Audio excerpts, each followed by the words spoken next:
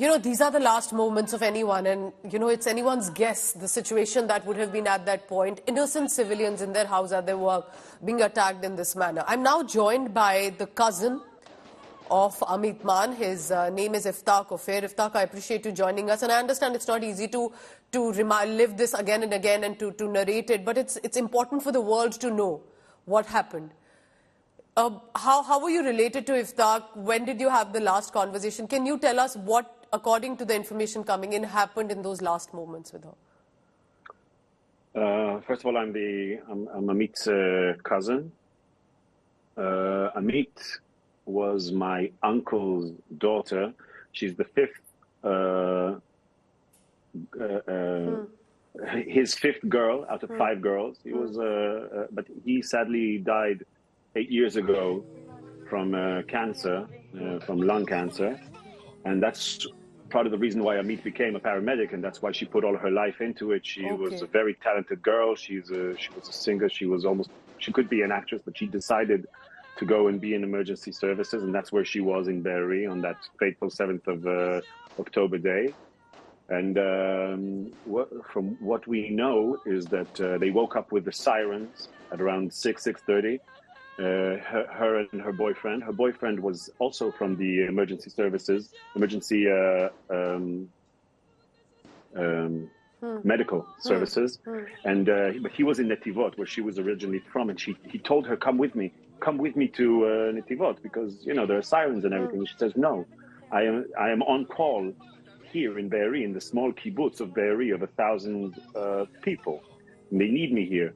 So she could have fled, but she didn't. She stayed, and when the sirens turned on, you have to close yourself inside the safe room. But she didn't. She ran towards there's a small medical clinic. It's a dental clinic. That's how small the place is.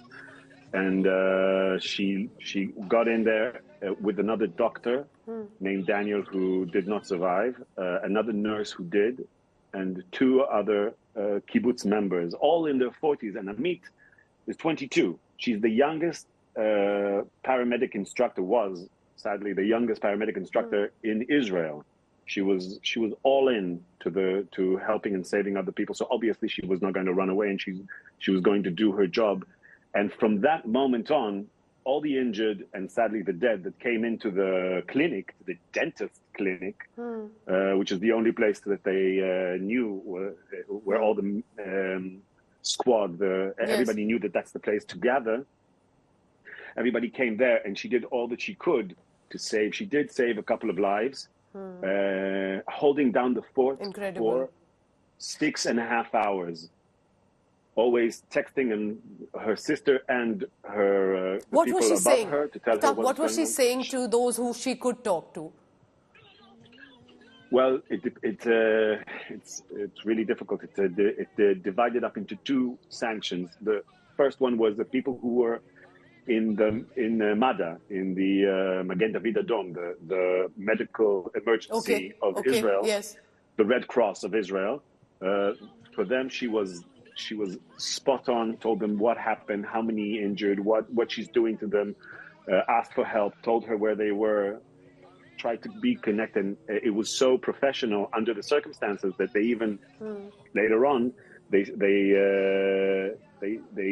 played those tapes to the president, because it was something unbelievable that a 22-year-old was able to have this amount of heroism in such a dangerous space. But on the other hand, on the family hand, it was just horrible, very scared, very atrocious recordings of what had happened was that the brutal, barbaric Hamas terrorists, when they infiltrated this tiny civilian population, they already had in their maps, they had the location of this medical. Yes, some documents have surfaced, correct.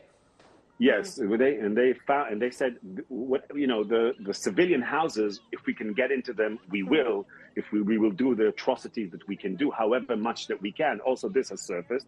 whatever they did, and everybody knows, beheading children, burning people, raping, whatever, Yes. and killing, obviously, the Was amounts of killing was that this was going Iftach? on. I'm trying to understand. But one second, yes. one second. Go ahead, please. But they had the medical house, the dentist medical place. They had it in their plan, and because there were two soldiers, IDF soldiers, with a limited amount of magazines, but they were holding the fort.